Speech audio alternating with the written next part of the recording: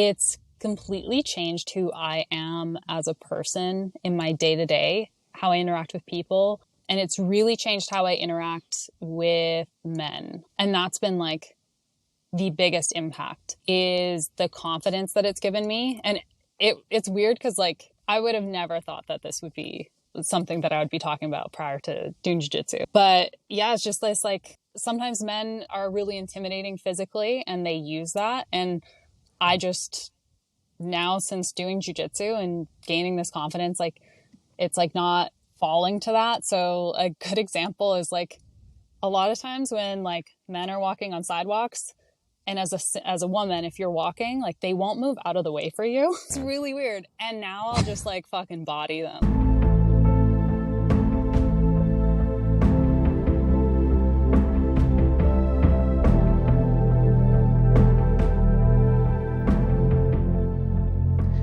Hello, friends. Thank you for tuning into this week's episode of the Mayn Idea podcast. For today, I have the pleasure of sitting down with Dani Olafson.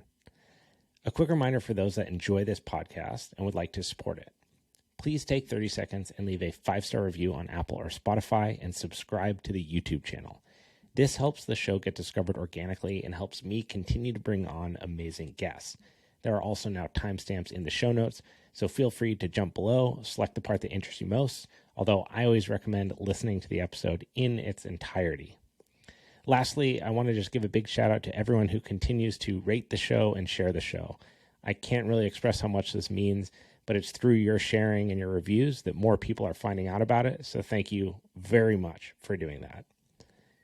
Dani Olafson holds a Bachelors of Arts in Conflict Management from Lipscomb University and a Master's of Science in NeuroPsychology from the University of Alberta.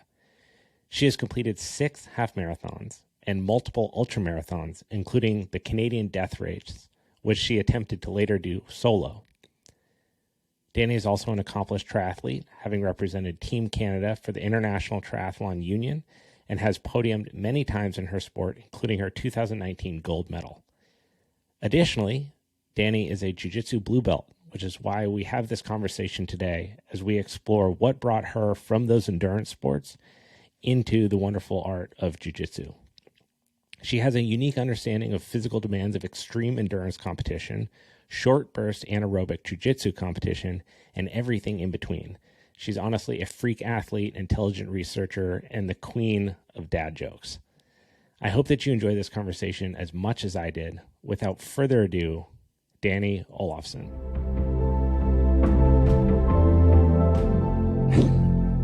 Awesome. Well, Dani, thank you so much for taking the time to be on the podcast today. I've actually been more and more excited as I've done research for this to look into what you've taken time to study as well as your athletic prowess.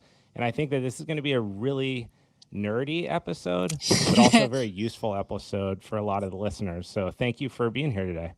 Yeah, thanks for having me on the show. I've also gotten pretty excited as we've kind of been chatting in the last few days. So excited to nerd out.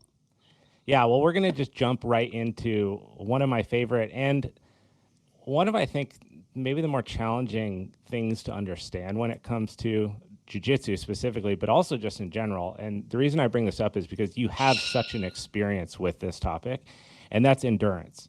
And for people that have skipped through the intro for whatever reason, you've done 6 half Ironmans, you've done ultra running in the past, you have an understanding of endurance on the bike, running, swimming, and then also competing in jiu-jitsu. It's not like you just show up for training every once in a while. So maybe we can start real big picture. You can zoom out quite a bit and talk to me about what was it about endurance sports that even sparked your interest in the first place? So something actually what got me into ultramarathoning, I don't like to go, so that was kind of my first endurance sport that I jumped into. I don't like to do just easy things. And I considered doing a marathon, and I thought, you know, what's better is if I completely skip that step and we do like 3 in one day. Right. So I completely resonate with this, actually. Yeah. So respect. I was also like young. I was in my early 20s when I started doing ultramarathoning, and, you know, classic early 20s, you just hate yourself a little bit. And we love pain at that age for some reason. So yeah, really dug into that. And over time, it turned into doing triathlon as I cross-trained on the bike. And yeah, just love those gritty sports. So I've talked at length with several other guests about this, and I'm curious, what is it about that you find interesting? Because this is something that obviously not everyone loves, right? Like being in, I talked to my dad about it in CrossFit, being in like the pain cave is a place that he loves to be, and he shows up all the time in that zone and can really perform there. The apple doesn't fall far from the tree. I think that I enjoy those really tough rolls or the last part of a training session that's really brutal, but that's like a very specific adaptation or mental state that you kind of have to be in to actually like that, not to be willing to go through it, but to seek it out. Why were you drawn to that? What is it about this liking a little bit of pain that like stuck with you? So I've got kind of a scientific answer for you. I've I want got both. my answer, and then I also have kind of a spiritual answer for you. So, I think when you go into endurance sports, it's all about turning off your brain and being able to then get into kind of this meditative state of not thinking about how your body hurts, not thinking about how, hey, is my foot broken? I kicked a rock like 15 miles back.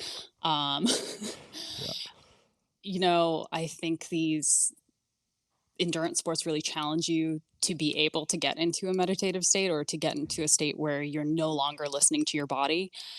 With that, my scientific answer on that is, so I got pretty invested into looking at the emotional system of the brain during my undergrad. And one of the things we look at is like with stress and emotional issues that you're facing in life, not real physical threats, your brain doesn't necessarily understand the difference between those threats and like a physical threat. Right. And fitness is a great way to kind of channel that fight or flight response and trick your brain into thinking that you've dealt with this problem. Right. So, when you're dealing with problems in life and you can go and sit on a bike for 3 hours and literally numb all these negative feelings, it's a pretty powerful tool to have. It's just, it comes at the cost of a lot of pain. But when you get really good at meditating through that, you get very good at understanding where you need to go in your mind to not listen to the pain. And I think that's where that addiction comes in, is just fine tuning that ability. It's definitely intense how you can build that skill. Like when I'm trying to think of a good example here, but I could use cold exposure as a good example because it's trendy right now, right? But yeah, I hated the cold 70 days ago. I hated it. Like, I don't know if you could have paid me to like go take a cold shower, honestly. I thought, and I would gawk at anything like Wim Hof-y or it was just like, come on, I'm overhearing about it, right? Yeah. And then I did this episode with a friend of mine, and he's in his 50s, and he pushed me to he's like, just try it. And so I rewired like what I thought I was capable of doing. I was like, okay, look, the idea of doing 3 to 8 minutes is insane. There's absolutely no way. But I think I could probably do 30 seconds. And this might be like I hate running, but I think I can run around the block. So you find that like lowest common denominator thing you think that you can do. So your brain's already in like override mode. I can get this done. And then 30 became a minute, and a minute became, 6 minutes in much colder water. And it's this skill that got built to where now that's messed up to say, I actually look forward to doing it. Yeah. And in any endurance sport or anything where there's like physical, especially in jiu-jitsu, right, where there's this unpredictable element because someone else is trying to attack you, it's a really powerful thing to be able to build and then utilize. Absolutely. You have to, to be competitive at any level like you were, you have to be in complete control of that part of your brain. Yeah, as an athlete, you're kind of always fighting your brain's intuition to try and allow you not to die. Right. It doesn't want you to be in the freezing cold. It doesn't want you to go run 100 miles in one day because that's not good for it. And yeah, being able to, like you said, like where you're setting these small markers that you're trying to reach. It allows you to just take these tiny goals and inch towards it, but you're slowly, like, it's almost like you're negotiating with yourself. Yeah. You're negotiating with your brain and being like, hey, it's just 30 seconds. Oh, it's just 30 seconds more. When I did ultra marathoning, I actually had this tactic where I would be running, and they're all through the mountains. I lived near the Rocky Mountains in Canada. So I would look ahead and I would find a tree, and I would tell myself, I'd be like, you just have to make it to that tree. That's it. And I'm fully lying to myself. There is like 16 hours left in this race. I don't have to make that tree. I get to that tree and I'd be like, all right, you have to make it to that tree now. Yeah, It's these that small negotiations. Yeah. The compartmentalizing the challenges. I've always, the reason I say I resonate with you at the beginning when you were talking about the marathon thing is I've never had a desire to run a marathon. Yeah. But I have had a lot of desires to run ultra marathons. Yeah. And having done like, half marathons just in training for fun or for conditioning, I've always wondered, I'm like, what, and maybe you can speak to this, like, what is that next push feel? How different is like mile 26.2 to mile 30? How hard is that compared to mile 30 to mile 70? So the question you're asking, are you asking kind of like, when you're doing these long races, what does it look like as you're getting into the deeper aspects of the distance? Yeah, like psychologically as you pass what you know is a marathon, right? And you just conceptualize like, this is people's lifetime goal, and you just dusted it. Yes. And now you're not even halfway done. Yeah. It's actually a pretty wild feeling, but you're always sitting there, like, you'll hit the marathon mark, but you'll look at how much more you have left and it means like nothing to you. Hello, ladies and gentlemen. If you enjoy this podcast and the guests that I have on, you can support it by checking out my amazing sponsor, Athletic Greens. I started taking Athletic Greens because I've always been a firm believer that health starts on the cellular level. From my competitive years as an athlete to my weekly output of jiu-jitsu, surfing, and strength training, cellular nutrition is a non-negotiable since I need every leg up I can manage. That's why I won't skip on ingredients or quality when I start my day with pure AG1. Plus, AG1 contains less than 1 gram of sugar, no GMOs, no nasty chemicals, and it honestly tastes good, while all costing less than $3 a day. Look, if you put in the work, you need to reward your body. So, to make it easy, Athletic Greens is going to give you a free 1-year supply of immune-supporting vitamin D and 5 free travel packs with your first purchase. All you have to do is visit athleticgreens.com/Abe. Again, that's athleticgreens.com/ABE to take ownership over your health and pick up the ultimate daily nutritional insurance. That's as weird as that sounds. You're like, oh yeah, I ran a marathon. That's fine. I've got like another one to go right now. And then some. And then some. And typically ultras are done again in like the mountains. So you're like, I have to summit this mountain right now. I have to run down this mountain. But yeah, ultras really challenge you. I used to joke it's like doing drugs because you literally go insane during the run. I can imagine. You become manic. So a lot of the times you'll have what's called a pacer, and that's somebody who's fresh that comes in and they just run with you, and they're pretty much just an emotional support person. Right. And yeah, I remember I was running one of the later legs of a race, and my friend, he was pacing for me, and there was just like this cliff that I had to scale up, and it was all loose rocks and shale, and it was not going to be fun. Yeah. And I just sat on the ground and I cried for like 25 seconds. Yeah. And he's looking at me like I'm insane. And I'm like, just one more. Okay, let's go now. And he's like, what is that? I'm like, it is what it is. You have these like small pockets of emotion. Like a spiritual breakthrough to get through that type of distance. Oh yeah. You become manic. Yeah, it's wild.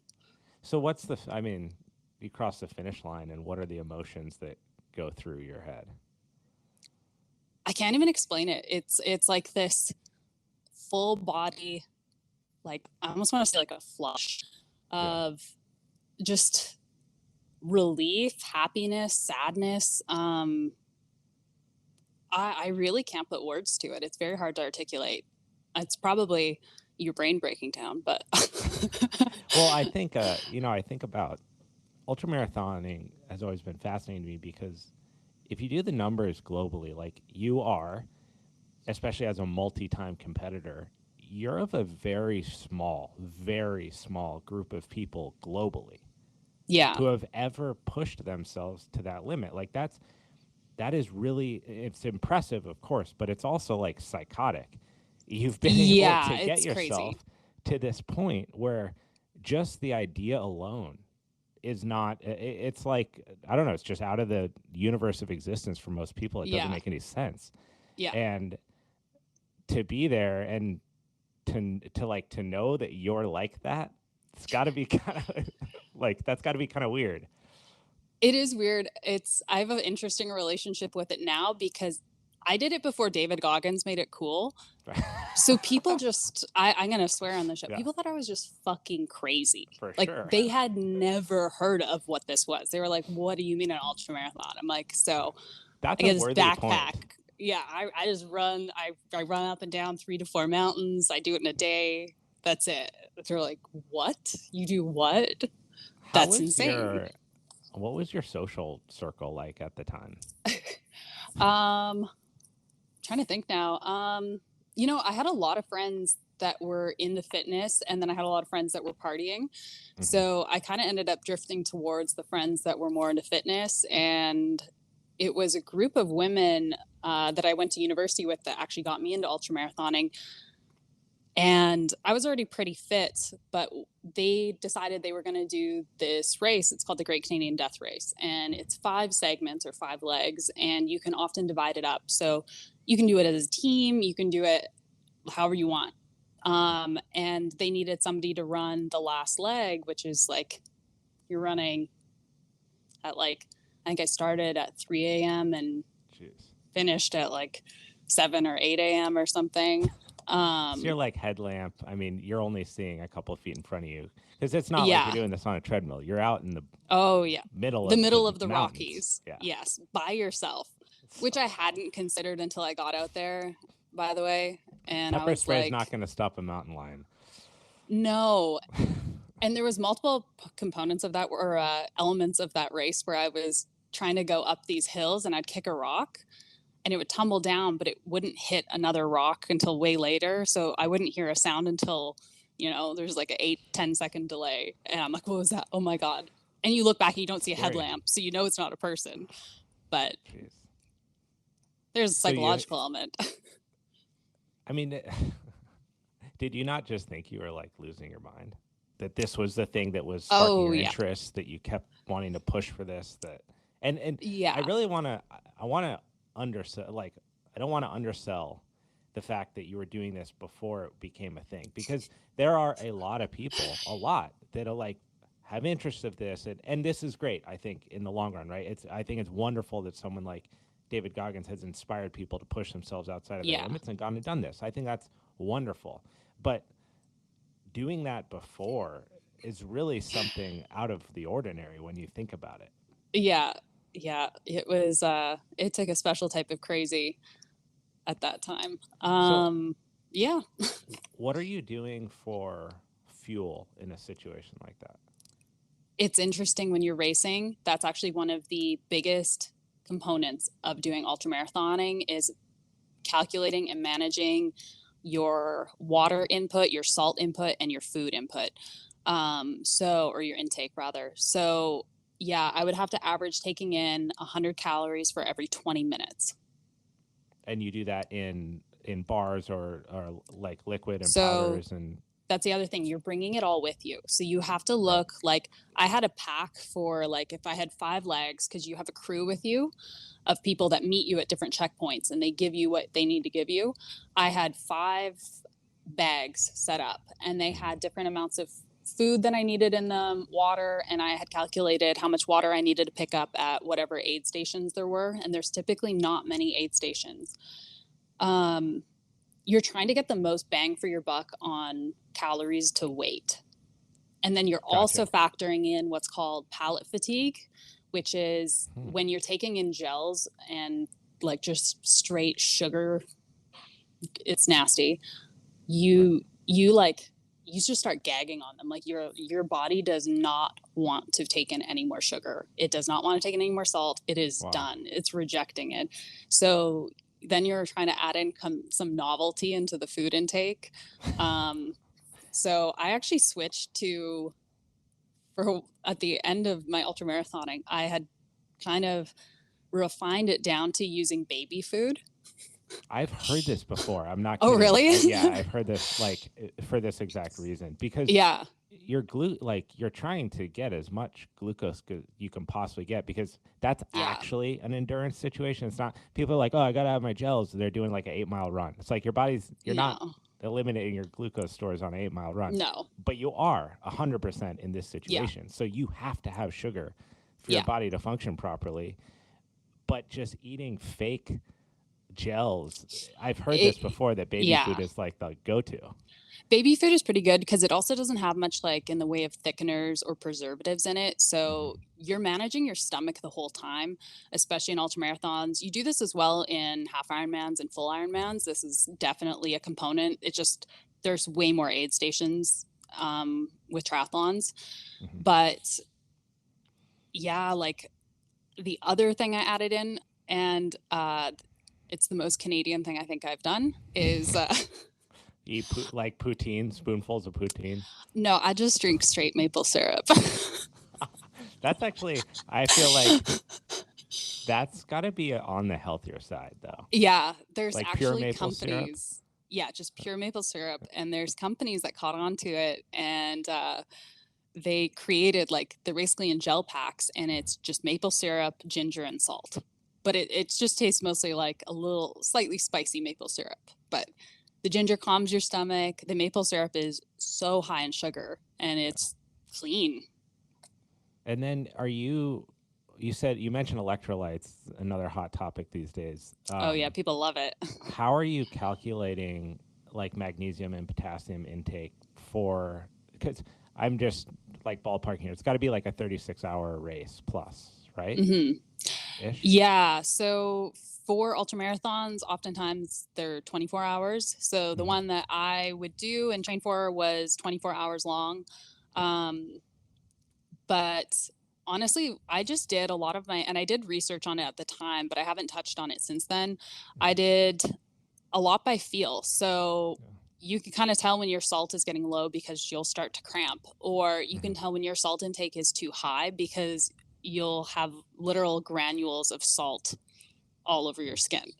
And this was something that I had learned from a podcast where they had explored that. But yeah, I was just listening to Andrew Huberman and Dr. Andy Galpin, who works with a lot of the UFC fighters, and they were talking about electrolytes and how a lot of it is intuitive. Like if you look at your clothes when you're done training and you have that white residue around your armpits or your neck, you're probably oversalted. And conversely, if you're not, then it could be an undersalting. But you have to some degree, you do have to experiment with that yourself and find out what's best for you. And we could, get into this with how it pertains to jiu-jitsu, because that's a different thing, and you're wearing the gi and then you're wearing rash guards and everything. But you're trying to be like as light and as dry as you possibly can be, right? When you're ultra marathoning and when you're doing triathlons, honestly, like you don't even think about it at that point. Like typically it's in the summer and sweat doesn't stay on you. You're actually like, a lot of times you're pouring water on you. Wow. Just to stay cool enough. Yeah. And you're going through like creeks and streams and mud. So yeah, your feet are wet anyways. You've got pretty much trench foot going on most of the race. Something you haven't seen since World War I. Right. Yeah, you're just Vietnam mode out there in the Rocky Mountains. So this, it brings me, I didn't expect that we would talk for 20 minutes about ultra marathon running, but I'm fascinated with it. So it's been very fun. How did you know that you were at the end of that line and was ready to find something different? Because obviously the competitive spirit is very much a part of who you are. Yeah. Honestly, I probably will get back into doing ultramarathons at one point here, but I had so there's this race called the Great Canadian Death Race, and it's 5 legs, 125 kilometers, and it's like, I think you do 3 or 4 summits, but it's god awful. Like, it's difficult. your legs have time cutoffs. It's difficult. And I wanted to solo it, which as a woman, like very, very few women successfully solo this race. I had done every single leg at one point. So I had done like the 5th leg. My first year I did it. I did leg 1 and 2 the second year. And then I did 3, 4, 5. And I was like, all right, I'm ready to solo this. And I spent like a year training for this race.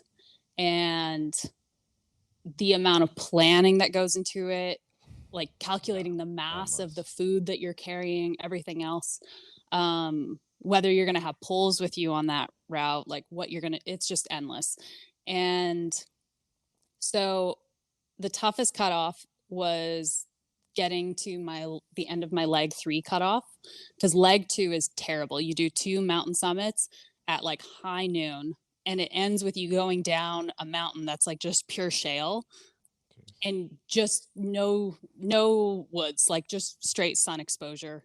I remember the first time I went down it, there was like the fire department was trying to drive this machine up to get this man who had passed out on the side.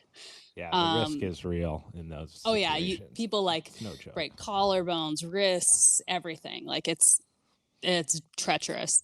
So I go to solo this race, and I've spent now years with this goal going up to this.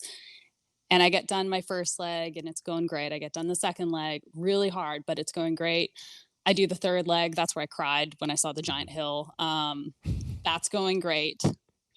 And the 4th leg is just 10 kilometers straight up a mountain. So you get to the very peak of the mountain and then you come down this. It's just one massive mountain. So I know that this next leg that I'm going to be going on is going to be really difficult.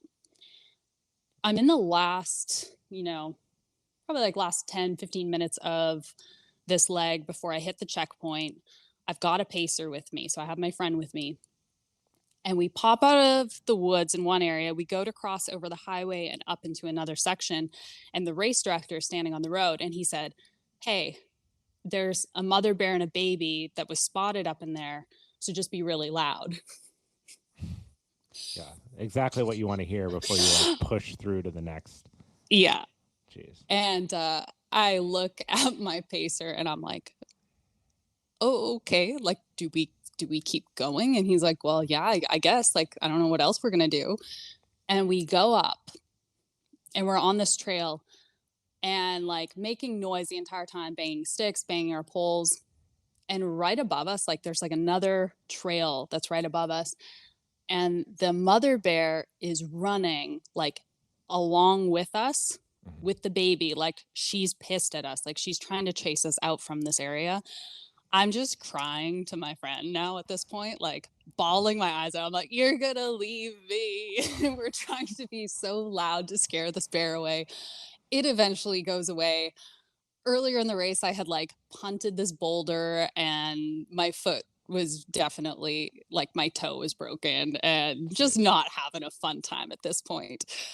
And we make it into the checkpoint. Somebody on my crew, she was a EMT worker. And so she was going to start an IV on me before I went up into the next leg of the race. And my crew, I had talked to them and I'm like, I'm going to tell you I want to quit and you can't let me quit. This was like before you started, you kind of like, yeah. Yeah. Like, we had this big pep talk. We've seen that in the movie. Yeah. I'm like, I'm going to cry. I'm going to plead with you. Like, you just got to be like, no, you're doing this. And so I'm not having a good time. Like, they unwrap my feet and they're putting duct tape and Vaselining it up and they won't let me look at my feet. They put like ice packs around them.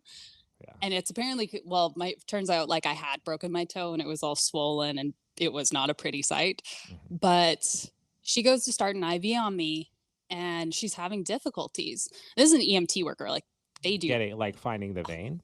No. So my veins just kept collapsing because I was so dehydrated. Like I'd been taking in water, but my belly was so bloated with the water. Like I was no longer absorbing in the water. And my veins kept collapsing and they collapsed 9 times and she kept going to smaller and smaller needles. And she was like, okay, you're not allowed to go.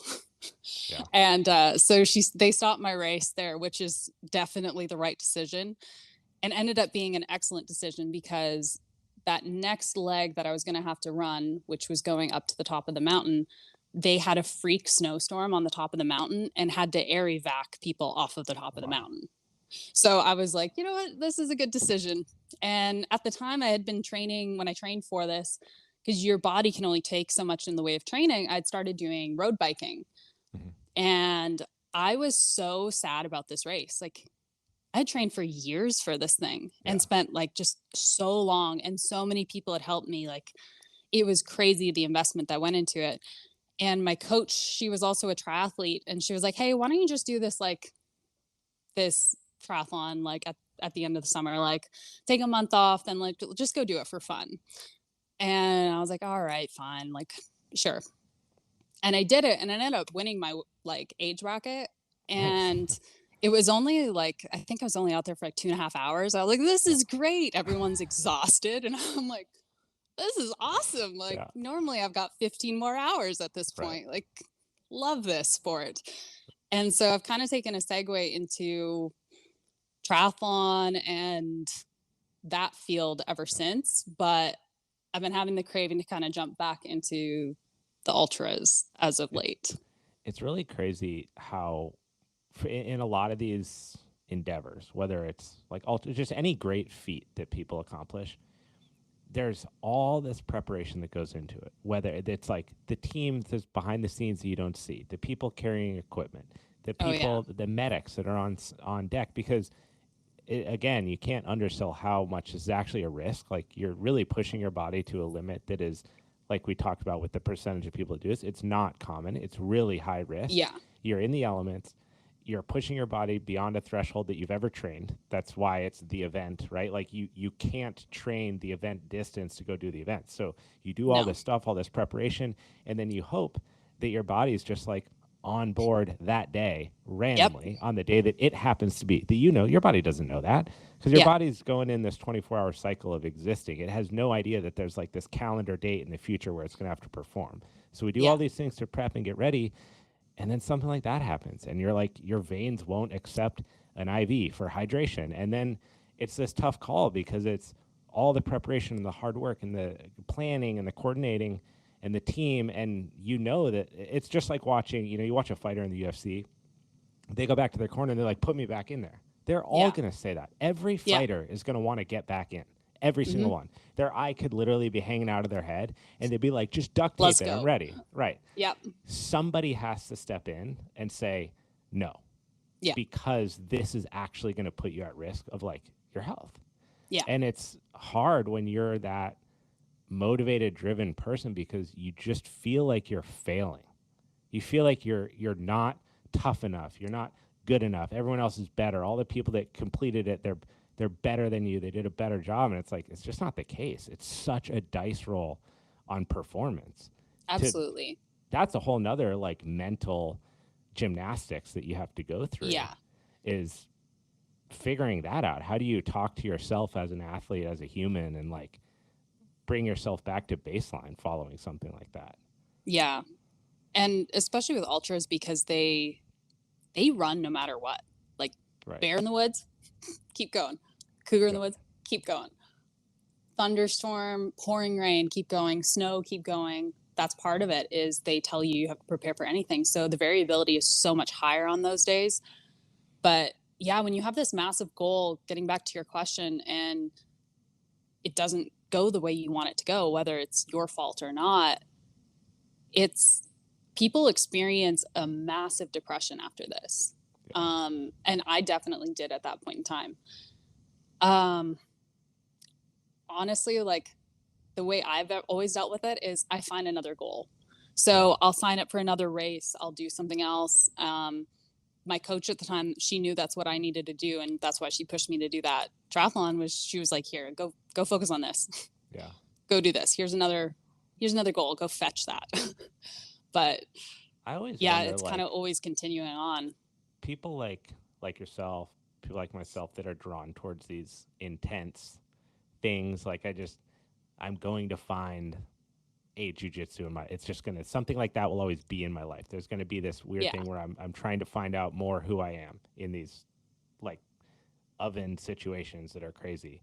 And so sometimes I wonder if like we're the most broken, Yeah. and you seek these out because they give you like purpose and meaning, even like in small aspects of your life. And it's like it's a weird type of mental health conflict, because on one side you're like, or I can only speak for myself. I feel very like on my 2 feet, right? Like I love my life and the way things are going, and I'm very happy. But then I'm like, if someone took away my ability to train, or if they took away jujitsu or martial arts, and that like it's just a unique intensity that you feel when you're training like that. Mm-hmm. Who would I be? What would happen? And I like, it's kind of a scary question, because I don't know how much of this these endeavors are like keeping me at an even keel. Yeah. Yeah. It's an interesting like psychological conundrum. Yeah. It's funny you talk about how people who are drawn to this are kind of like the broken people, and you're 100% correct. Like, no one is normal in jiu-jitsu. I don't know if you've No. noticed that. Like, everyone, I'm like, what's your trauma? Yeah. Why are you here? And honestly, same with ultramarathons. Like, the ultramarathon community is super similar to the jiu-jitsu community. But yeah, it's just a lot of people that are like, they've got stuff that they're sorting through, you know? Yeah. It was interesting getting into the career of being a personal trainer and finding out that underneath this health and wellness and altogether external appearance, that inside there was a lot of like choppiness, or like kind of rough pre-existence. Mm-hmm. No, definitely. And you definitely see that in the jiu-jitsu community too. Like, most of the people that are black belts, at least, it's kind of going out of style now. You're getting more like normal people that are black belts and not ex-criminals. But yeah, most people like who are black belts in jiu-jitsu are black belts in jiu-jitsu because that's like the best job they could do with their background. Like, involved in like criminal activities, drugs, not everyone, but it's a very common background that you'll see in jiu-jitsu.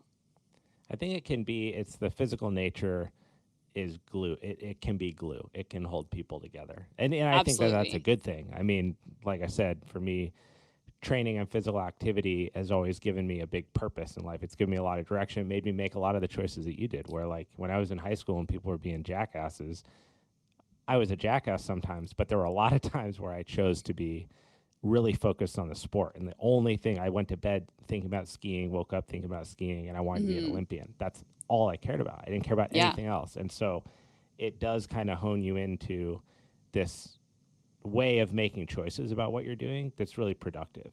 It has trade-offs, right? Socially, if you're, excelling in equestrian, excelling in ultramarathon, excelling in triathlons, you're kind of an outlier. Like, find another person who's doing all three of those at the same time, and it's like you should buy a lottery ticket that day. Yeah. But it's tough to manage that. No, for sure, for sure. So with your skiing background, how did you go from skiing into jiu-jitsu? Not to switch the interview No, onto you. no, it's a good question. So jujitsu became, the reason I asked so much about like your transitions from one to another is because skiing encapsulated every single aspect of my being when I was a kid. That is all I cared about.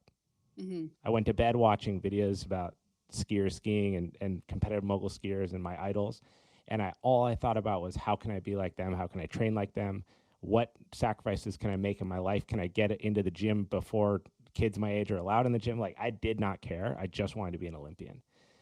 And when I decided when I was 18 to stop skiing, it was like 9 spots from the US team. And I saw very clearly there was like 2 ways my life could go. I could forego college and academics, and I could commit to doing this. And I knew roughly that timeline, the next 2 Olympic trial periods, all about that. It's just very like hectic, chaotic. It's pinpoint to these very specific windows of opportunity to make the team. And it's mogul skiing. There's like zero potential to earn a living, right? I mean, every single skier at the time that was on like the USC or D team also was working at Home Depot, because they did this cooperation with the US team to like offer jobs. And there was not a lot of opportunity. And then you're limited on your sponsor pool. So you can only have sponsors or the people that are bought into the contracts with the US team. So you have no like endorsement opportunities. Very much like how you have to wear Venom in the USC now. You can't have like an external sponsor that's paying you out the back end. And so I was just like, what do I want to do? Like, how do I keep moving? And I decided to go to school full time and then pursue just a career. Yeah. But back to your question, what happened was in doing that, there was this big part missing in my life of like, I love waking up and training and living that lifestyle, but I love doing it with a purpose. And I think like jiu-jitsu gave me one, it knocked me on my ass in terms of my ego, who I thought I was completely. And I'd love to hear your story about this. And then it gave me a reason to train. Like now I want to get better at what I'm doing so that I can have like more time on the mats, get better endurance on the mats, better a skill. I think that like, just like your ability to develop skills as you get older and learn with your brain and your body at the same time are instrumental to longevity, because so many people just stop and they just start sitting and they stop moving and like, it's just a fall off. But what was your initial, this will actually be really interesting because you have such an elite athletic experience going into it. What was it like when you got into jiu-jitsu? Yeah, I was in my peak half Ironman, like fitness level. And honestly, like my experience jumping into jiu-jitsu is so similar to what you just described, where it's just this need to train really hard for something at all times, for no apparent reason. But yeah, like having this goal and feeling this need to just push your daily basis and having that. My ex was an MMA fighter, and he was the one who convinced me to do jiu-jitsu in the first place. But I was training an insane amount for half Ironmans. I'd train 2 sports a day, and I would do anywhere between 2 to like 4 or 5 hours a day of training. And I was doing my master's degree at the time. So I'd spend like at least like 7, 8, 9 hours in the lab also on top of that. So like Sounds normal. Totally normal. Definitely had a social life. I'd wake up, like my average day would be waking up at like 5:30, getting to the pool, swimming till 6:30, getting to my lab at 7:30, sitting there alone looking at data on my computer. And it's Canada, so the sun doesn't come up until like noon, not literally, but it's like 10:30. And then I might go for a run at lunch, or if I have a bike later that day, I'll work through lunch, go home early, get my bike in, sit on my bike in my basement for 2 hours. It was just a very lonely sport. And especially doing it in Canada, it was extremely lonely when you have winter like 9 months of the year. Yeah, 12 months out of the year. It has definitely snowed in May there. But yeah, I tried a jiu-jitsu class out. I got kind of bullied into doing it by my ex, and I was like, okay, fine, I'll go to a class. And very appreciative of the fact that he made me go to more than one gym. So I went to 2 different gyms, and I kind of liked the one more than the other. And I didn't really have any significant experience with it. Like, I don't have much to tell you at this point. And I go about my life for another year. And then I hit this like extra peak loneliness deep into my first master's degree. And I realized like I need more human interaction.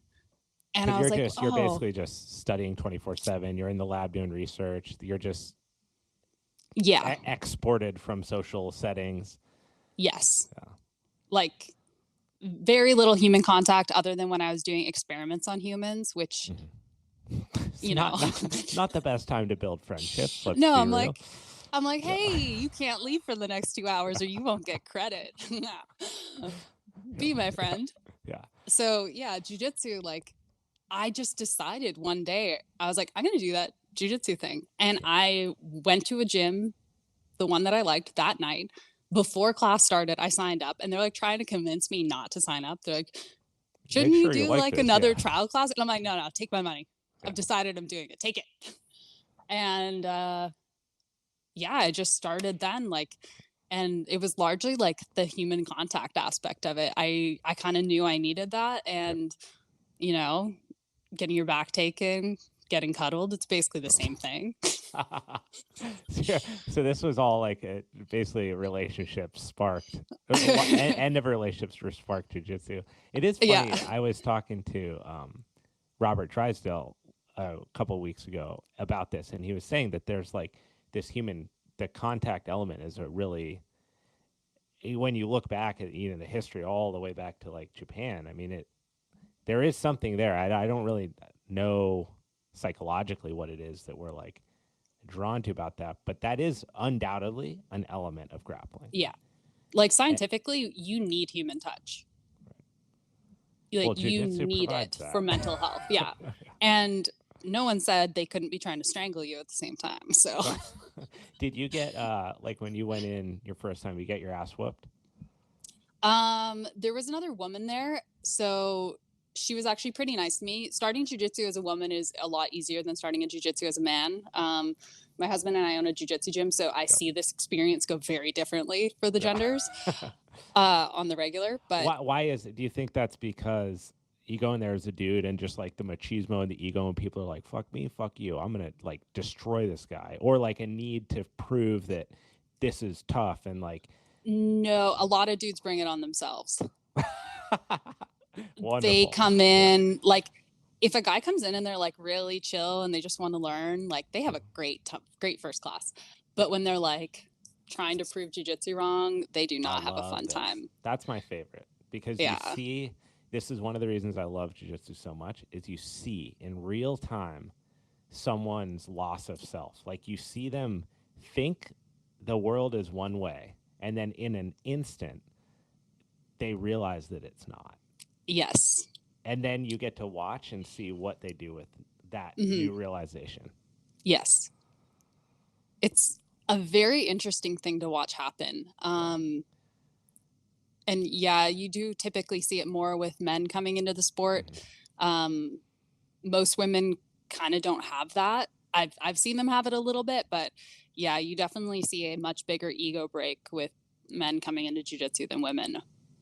When was the first time that you felt like you were really going like toe to toe with some girl at training?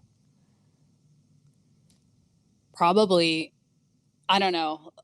If you asked me this a year ago, I would like, every time I check back, like I'd say like 6 months ago, but if you asked me 6 months ago, I'd say 6 months prior to that. Right. It's one of those where you're, like you look back on like how you were a year ago and you're like, oh my God, that was terrible. Right. They were definitely letting me do that. But yeah, I would say it's really been in the last like 6 to 9 months that I've felt like I finally have like that ability to kind of control roles a lot more and to really understand what somebody else is trying to do and be able to help them in their role. Whereas prior to that, I didn't really have that ability yet.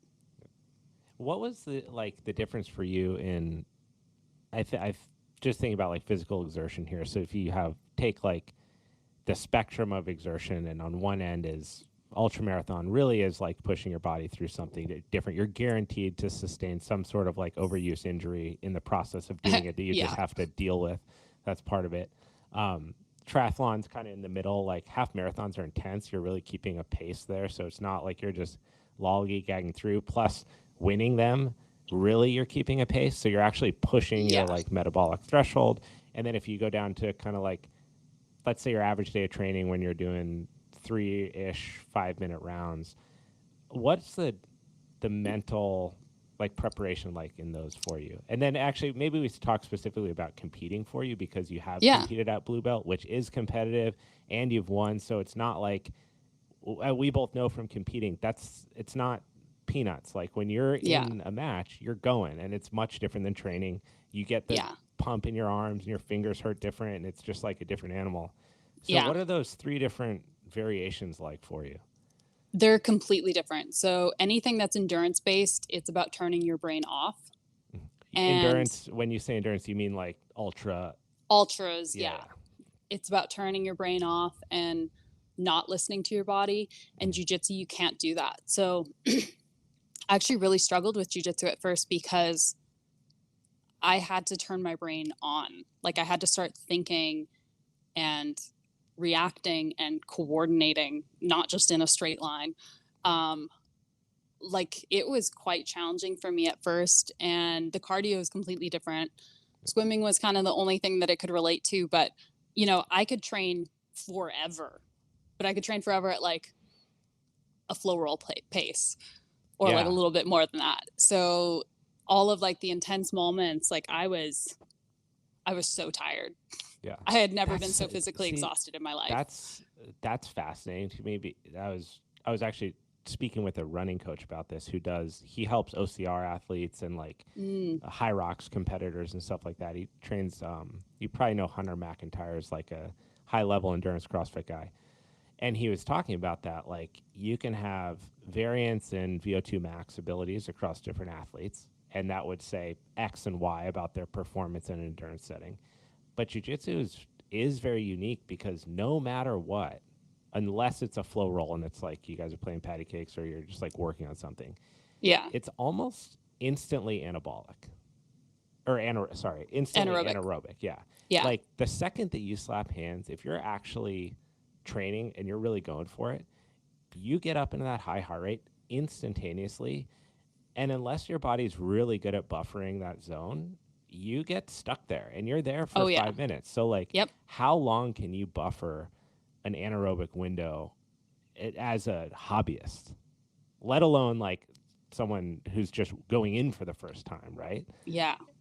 That's got to be a huge smack in the face going from like running ultras or even triathlon where like you probably get more undulation in a triathlon, right?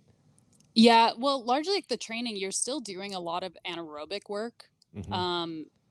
So I was still ahead of probably the average person coming into the sport, but it's just different. Like it's such a whole body thing. And then like when you move it into the gi, it's even more anaerobic. It's just, you can't describe how intense that is. And that to me is like the sauce. That right there is, you can think anything about yourself. And this is really why I think jiu-jitsu is so fantastic. You can be the best athlete, you can run the longest distance, whatever it is, and you will just get shown where you really are by doing it. Like it smacks you in the face really fast. Yeah. I remember like when I got into it, I've told this story a lot of times, so I'm not going to beat a dead horse, but I was very athletic. I'd done a lot of training. I was currently training a lot, and I went in and I just got like absolutely destroyed by someone a fraction of my size, and I was just floored. I was like, I didn't get it, how it was so much harder. Yeah, I got beat up by like 100-pound 10-year-old, so I relate to you. What did you think when that happened?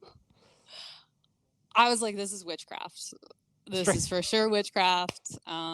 Let's start weighing people. Do you weigh more than a duck? Like, do you float in water? She's a witch. How do we know she's a witch? She floats. Like, I'm not a small woman. Like, I'm 5'11", and at the time, like, I was dense. Like, my legs were huge. Such a good way to describe dense. yourself. Yeah, dense. Yeah, I had like 15 pounds on what I have now, and of just muscle. And yeah, I couldn't believe like I thought that like if I got into an altercation, I would kind of be okay. And I realized as that child held me down on the ground that I would die in the real world. I was so screwed. Yep. Yeah. Why? Okay, so I could give my answer for this again all day. But what about that? What about that specific experience made you curious? Like, why care about that? Right? It's just a challenge. Like, I'm like, no. Yeah. Screw this child. I'm going to beat the shit out of this kid. Give me 3 years. It's funny like that, because that's a fork in the road too. Right? Yeah. A lot, I think, and you see this, you own a gym. So you see people come in, they have that experience and they go, absolutely not. Yeah. and you never see them again. Yes. Right? And You they're see like, that. nope. Yeah. That's or a huge decider. that first experience. Yeah. Okay, so here's an interesting question. As an owner, someone who's actually concerned about like the business of it, Yeah. how do you manage that? How do you manage that experience? Because at the end of the day, if you owned a barbershop and every time someone came in, you just buzz the middle of their head, like you'd have no business ever, right? So you got to give good haircuts. So how do you bring people in, give them a powerful experience, not shoot your business in the foot and keep them coming back? It's actually a simpler answer than what you think it's going to be. And it's, you don't want those people to sign up. Like the people that aren't here for it aren't going to stay anyways. And long term, they hurt the retention in your gym because they become time sucks for your existing clientele. Like we know that in jiu-jitsu, we all help each other. And that's like a huge part of the culture. So when you have, new white belts coming in and you're creating this atmosphere where they're wanting to join, it's not great when you've got like these upper belts that are helping them for months on end just to have them quit at 3 months when they're finally challenged. Right. So it's kind of better that people know what it is, like what jujitsu is. It's better that they know early on, and then we can decide or they can make that decision of, yeah, I'm about this, or no, I'm not about this. It was actually something that I had to figure out with women. Was I really wanted women to obviously join and train. And I would baby them a lot when they first came in. Yeah. And because I didn't want them, I wanted them join. Hold on half a second. I've got people coming in. No, we'll pause for one second. Yeah. Are you guys able to go to the back? Yeah. Okay. Thank you. I'll just write on this 22. Okay. So yeah, it was a big issue with bringing women into the gym because I would baby them as they came in because I didn't want them to have a bad experience. I wanted them to stay. I wanted them to train. I really wanted female training partners. And then what would happen is the first time they had to work with a man, or the first time that they really got physically pushed, they were like, oh, this is horrible. I don't want to do this. Right. And I would be heartbroken, of course, because this like little baby white belt I've tried to raise for 2 or 3 months that I've given all my time to has quit. It's like the 18th one. And so I learned that lesson is actually really important with women, is like let them have it first, let them get the experience. Like I'm not going to beat them up, but like I want them to roll as early as possible. Their first class, I'll work with them, or another woman will work with them. And then their second class, they work with a man. Like they work with one of like the black belts or the brown belts, because if they're not comfortable with that, like the reality of the sport is it's male dominant, and you're going to have to train with men. You're going to have to work with men. It is what it is for right now. Right. I mean, thankfully, like, I think it's awesome that people like yourself have you have a platform where you can talk about jiu-jitsu and it contrasts against the other elements of your life. And this is like something that people can do. I think a lot of times, well, it's a double-edged sword, because you want jiu-jitsu to stay jiu-jitsu. You don't want it to become really watered down and easy and like Robert said, karate board breaking. Like that's useless. It's so dumb. And it got watered down over time, and it became that. And so you want jiu-jitsu to have the grit, and you want it to have the toughness. So you kind of have to foster it the way that you are. It seems like you've been able to like go through and experience that and see the downside of it. So now, you kind of have like a protocol for new female members. That kind of is the protocol. Is like we'll have like if they're bigger, like I'll work with them, or if they're smaller, they'll work with one of the upper belt women that are on the smaller end. And they have like a good first day. We try to encourage them to do some like we usually do situational training, live training on whatever position we just did. So we encourage them to do that. And then if they come back for a second class, I have them work with like one of the black or the brown belts, one of the men though.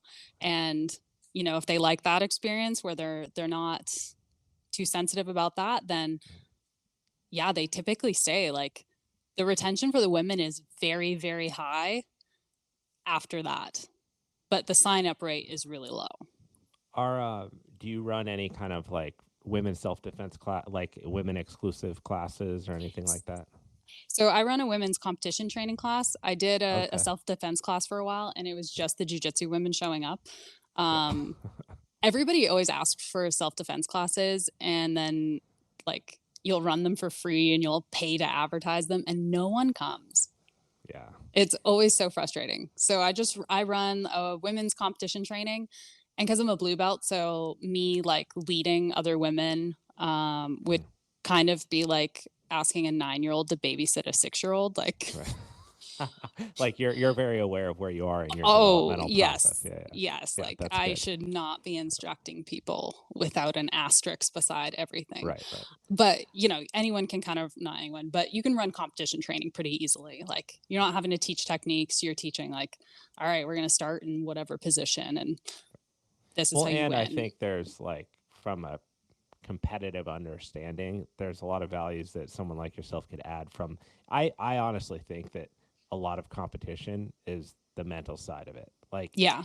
most people that are training, when they go to their first competition, they forget a lot of their training.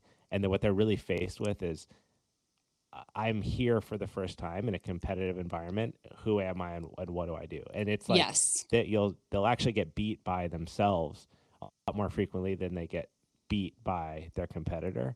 And Yep. so just learning how to be a competitor, how to be in a discomfort and stay there and work through it. Or what does it feel like when when you're used to training and your heart rate's already 145, and then you go to Yeah. your first competition, it's 170. Well, how are you going to handle that? Are you going to panic and have a panic attack? Because that's not going to help Yeah. anyone.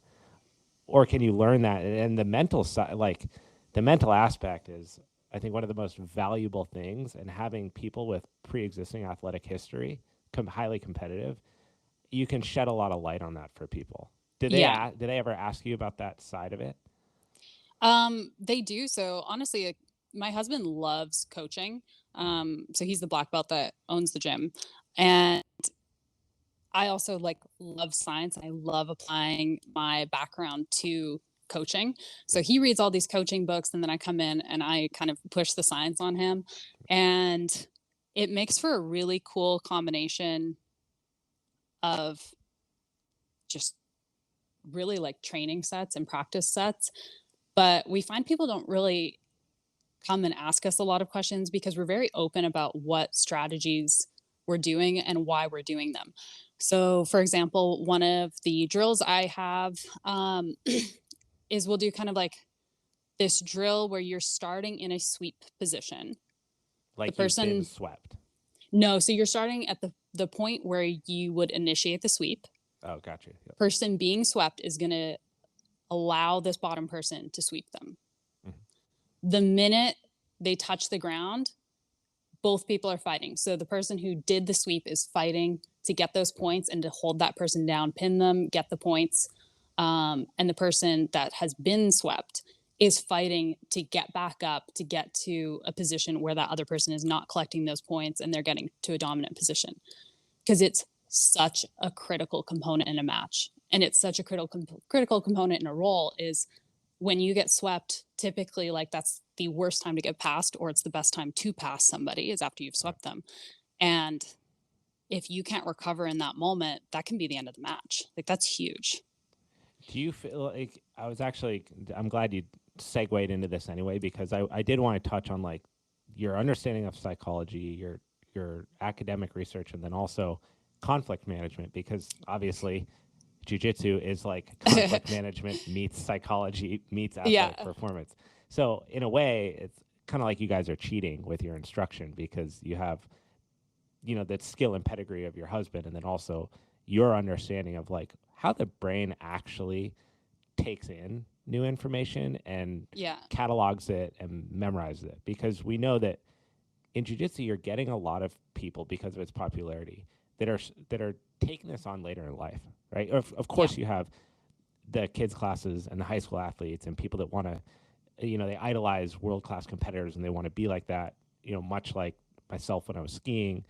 And you have an opportunity to dive into the psychology side of it and really focus on the teaching and learning aspect. So what are some of the things that you feel like you purposefully try to address that take advantage of the knowledge that you have in academia and then apply it to a mat setting? Yeah. So probably the biggest thing that I've taken from my academic background and applied in, and I actually made a video about this on Instagram, but it's focusing on error-based learning. So error like ERROR. Not like error on the side of caution. Yeah. So, and that's like how you're learning off of making mistakes. And, you know, our brain can learn motor skills in like roughly 4 different ways. So you've got like error-based learning, use-dependent learning. So that's like just repeating something over and over again. You've reinforcement learning. So that's, you know, I did this move and then I got to like the place that I wanted to get to. So yay, reward. And then there's strategy, which is you don't necessarily have a plan, but you're understanding the concepts of what you need to do to get to where you need to be. So kind of more of black belt there. It's funny hearing you say this, and we're going to dive on this. This is wonderful. You see those people, the different, like the last one, strategy learning. Yeah. That sticks out a lot because you know that person that asks constantly is just asking questions about like, well, but then if they do this, what about that? So they're thinking about the connected dots all the way through to the end. And so that's how they envision the rolling. That's really interesting. Yeah. And those are the people that take big concepts in jiu-jitsu and they don't necessarily need to know like exactly what the movement is or what the sequences that they need to do, but they understand the concept of what they have to get done. Gotcha. So they understand I need to conceptually, like I need to get this hip on the ground. Conceptually, I need to cover the body. Right. Conceptually, I need to control like the hip to control the knee line. Like, and whether they're doing it in a standard way or not, doesn't really matter as long as that concept is fulfilled. So are you trying to assess, like when you have a room full of people? Yeah. Do you try to assess like maybe what kind of learning styles exist within that room and then cater some of that drill to it? Or is it more of like a pull aside and address it throughout? So all humans use all 4 of those strategies for motor learning, but it's kind of like there's certain ones that are going to be better for people when they're starting out. And then there's other ones that are better for people later on. So for example, in early learning, error-based learning is extremely important. And it's extremely important so people don't create bad habits. When they do repetition learning, so when you have somebody just drill the same thing over and over again, they develop bad habits in that movement within 2 days.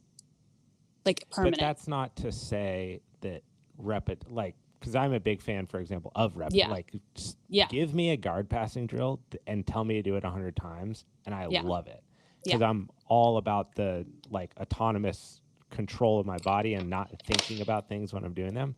So that's not to say that it's you not want bad. to eliminate those. No. Right. It's just it should be a little bit less of a focus early on. Sorry, I'm having to plug something in here. No, there we go. It's just like BTS action for everybody. It's just a little bit less of an efficient way of learning early on. Gotcha. So, and it makes sense because like if you have a white belt and you show them this movement, they have no real feedback neurologically on whether they're doing it correctly. Yeah. And so it's just going to be chaos. Well, and this is super true for strength and conditioning as well. Like if you took a movement, let's choose something very simple, like a squat that everyone does when they get out of their chair. Yeah. And you had someone with poor mechanics, you don't make that person do 500 squats. Yeah. But if you have a really skilled high-level athlete, now you can program higher repetition, you can train muscular endurance, you could change the loading and the intensity and all that stuff. So it makes total sense that you're not saying eliminate that way of learning, just time it well in their, like in the path of their total time doing the learning. Use your tools essentially appropriately. Out of curiosity, does error-based learning need a consequence? Like if you and I are rolling and I go to sweep you and I don't have my knee in the right place, and instead I get my guard passed, does that guard passing consequence of the error have to exist? No. For the learning thing to occur? No. So that will end up falling into one of the other ways, which is reinforcement. So reinforcement is all about like the outcome. But the distance that you're traveling to get to that outcome doesn't matter. Like, it doesn't matter how you got there. It just cares about the outcome. So you can start to see how these overlap, though, right? Like, for sure. Well, and how they're present always. It's a big Venn diagram, right? It's like a 4-quadrant Venn diagram, and you're in the middle always doing some aspect of it. Yes. Like, it's all messy, and they're not discrete, separate of each other. So there's always going to be overlap. But you can definitely be pushing for one strategy over the other during drilling or as you're trying to learn. So we've got this error-based of feeling how something should feel or predicting how something should feel, and then it not feeling that way. So figuring out, okay, what do I need to change in this sequence or this movement to make it accurate? You've got reinforcement, which is, okay, I'm going to do a sweep. This should result in them falling. Oh, they're not falling. Okay. Or, oh, they fell. Cool. I did it. Use dependent, which is just repetition. So that's just, I've done this thing over and over and over and over again. And then you have strategy, which is understanding more the broader concept of what you need to do within a movement to accomplish a goal. So big concepts there. In real time. In real time, yeah. So how do you, like, if you get a new student, let's say, and you see that they're struggling in acquisition, like, part of this is jiu-jitsu takes time. Yes. Right? That's part of the beauty of it is, like, you have to, a black belt has done a lot of jiu-jitsu. They've trained for a long time. And there's a lot of benefits intrinsically and extrinsically that come from that. And there's a lot of learning that happens along the way. So it, to some respects, I almost like don't like the idea of gamifying the learning because it seems like maybe like un-jiu-jitsu. But then at the same time being like, you know, professionally being a trainer and then someone who's just like, I love movement and patterns and biomechanics and learning. And like, I love teaching someone something that they don't know how to move a certain way. And you can reverse engineer it and then get them to do it and then get them to do it with speed or power or strength. Yeah. And so to that, I kind of love it. Like, how do you find the balance when you're working with someone or you guys get a new student and they're struggling with this, like of keeping that jiu-jitsu essence and then sprinkling on some of the academic knowledge that you have? Yeah. So to answer this question, like, you can kind of never get away from this. Like, you're either acknowledging it and doing it on purpose, or it's just happening as a consequence of how you're choosing to teach. So I kind of view it as like, why wouldn't you take the reins on it? Like, jiu-jitsu traditionally is very use dependent. So it's very, let's drill this one movement over and over and over again. And then from there on, it's very reinforcement based. So it's, now we're going to roll. It either works or it doesn't. If it doesn't work, you're doing it wrong. If it works, you're doing it right. Which unfortunately are like the two worst options for somebody learning early on. They're like the two best options for somebody later in their jiu-jitsu career. Right. So how do you think that how do you think learning should be introduced to new so early, somebody who's early learning a motor skill, there are two number one methods that are going to contribute most to learning. So learning, in this case, being defined as the ability to take in or practice a movement and to be able to execute it later and execute it appropriately. So when it should be applied. Right. So the number one is actually strategy. So in this case, that's really explaining in jiu-jitsu conceptually why something works. So not like big just, picture. Big picture. And, you know, like if your very simple concept is covering the body. So if you're in side control, you can't just control like the same side of the body and expect that they're not going to like shrimp away or move away. Like, you need something on the other side of the body, whether that's your arm, whatever. So explaining these components as you're teaching jiu-jitsu is really critical for early learners.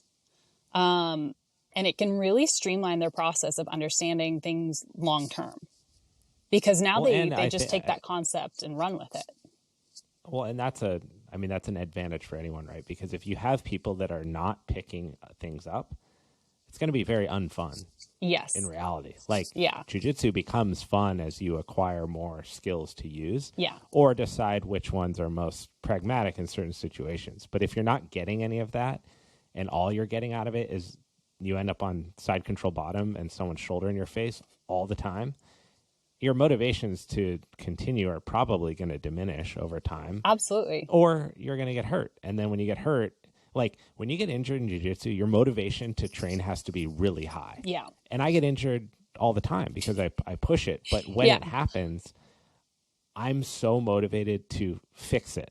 Yeah. And like do whatever I have to do to get back on the mats. That's a really important part of it, because at the end of the day, it's unpredictable. And like you're going to sustain injuries that you don't want, or your neck's going to get cranky just because the way that jiu-jitsu is. And so if you don't have a desire to come back or a desire to get back out there, you're going to have a lot of opportunities to walk out the door. Absolutely. And then as a business owner on top of that, like you want your students to learn quickly. You want them to feel success early. You want them to enjoy it, and they often enjoy it when they experience success early. So exactly that, like, why not streamline this early process? Kind of no point in putting them through like the struggle bus just because you had to go through it. Do you separate people with competitive aspirations and the rest of the students? Yes and no. So all of our main classes, we have a competition team, and that comp team trains exclusively just us on Sundays. But there's like, we've got athlete contracts and there's certain expectations of us. And that is like, each of us have an assigned white belt. And so during main classes, we're expected to work with our white belt at least like once a week, and help them, because obviously teaching is a huge part of understanding jiu-jitsu as well. It's like a mentorship almost. Yeah. So we have like competition training class, which anyone can come to, but is mostly people from our comp team. We've got 2 comp classes, and you see like we only have the one class that really separates the group, but beyond that, like everything is all mixed together. That's interesting. So when you say athlete contract, to clear that up, what I imagine it would be is this is like an agreement amongst yourselves of like values that you're going to uphold for each other. Yeah. Right. Yeah. That's really interesting. And for the coaching too, like, because it's like, okay, if I'm going to film study like every person in your bracket, and I'm going to spend hours studying like your matches. This isn't me. This is my husband who would be doing this. Right. He's like, then I need to know that you're like lifting. I need to know that you're drilling. I need to know that you're watching instructionals. Like, it's going to be a give and take. I mean, I geek out on that kind of, I think that that's so cool, because I remember, when I was introduced to training, I had this really horrible experience as a young athlete, and it stuck with me my whole life. And I think it was really like one of those chips on my shoulder that shaped a lot of my behaviors as I got older. I had the very unique opportunity to work with an Olympic silver medalist with 2 other athletes, and he was going to run our assessments, our entire training protocol through the whole summer, our off-season training, our conditioning, everything, acrobatic, trampoline, water ramp training, like the whole 9. Wow. And it was really, really special to be invited into this. And I was like over the moon. I didn't respect how much like was being given to me in that moment. And this athlete was, at the time I was a 17-year-old kid, and I didn't respect that they were volunteering their time to help a few of us really take it to the next level. And I was young, and I was in high school, and I wanted to hang out with my friends, but I wanted to be a competitive athlete. And like, I kept thinking about that all the time. And it actually got to a point I had missed. So it was a violation of the athlete contract. That's why I bring this up. And I failed to uphold my end of the bargain, which was that I would have 95% training consistency, which is like you basically can miss one session all summer due to a family event is what he allotted for, which is insane. Yeah, that's really high. But at the same time, to have that coaching opportunity was really impactful. Yeah. And I got a personal email that asked me to step out of the program. And you can only imagine as a competitor when like, it was such a devastation to me, but at the same time, it was a very clear line in the sand that I knew I messed up. It was no one else but me, that I violated this person's time and I didn't respect that. Yeah. And as a result, I had to work the rest of the summer to basically prove my belonging within that group of people. Yeah. And it was devastating. But having those kind of agreements between each other it's like a very powerful thing. I actually surprised that more places don't, and maybe they do, to implement something like that. Whose idea was it to utilize something like an athlete contract? It was my husband's. It's genius. Did he have that type of exposure with his coaches in the past? No, but he had been reading a ton of coaching books, and I can't remember which book it was he was reading, but it was a football coach. It's probably a very famous one. I'm Canadian, so unless it's hockey, I have no idea. And Fair.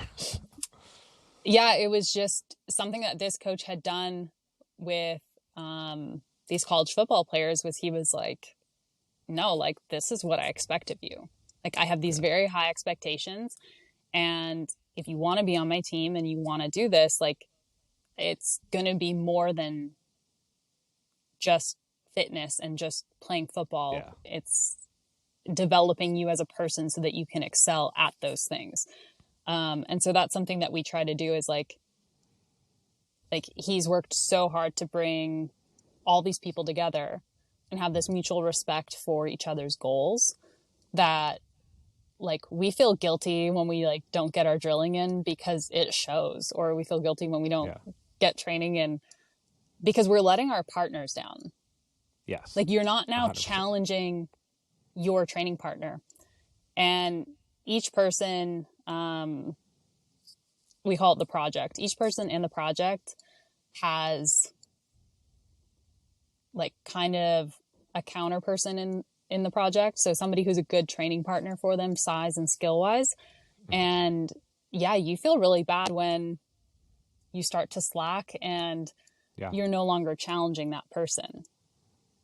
Well, I think for people like ourselves you've excelled in an individual sport, you can have respect, of course, for the team that is involved with something like an ultramarathon, where like those are instrumental people. But at the end of the day, you're doing the bulk of the grunt work, right? You're running. Yeah. You're the one whose body's being pushed to the limit. Skiing's the same way. It's, at the end of the day, I got to ski the run. Yes. And all the coaching's done. And same with jiu-jitsu. I got to show up for the competition, and I have to be the one in the match putting everything there against my opponent. Yeah. But the unique thing about the training environment for jiu-jitsu practitioners is that it's so reliant on another person to develop your skill. And that's when you're a self-motivated driven person, it's a very weird thing to start to lean on. Absolutely. Because if that person's not doing their work, it devalues your efforts, and vice versa, 100%. Yeah. And the second that things start to slip. Yeah. Jiu-jitsu is such an interesting sport in that regard because it is not a team event, but it is impossible without a team.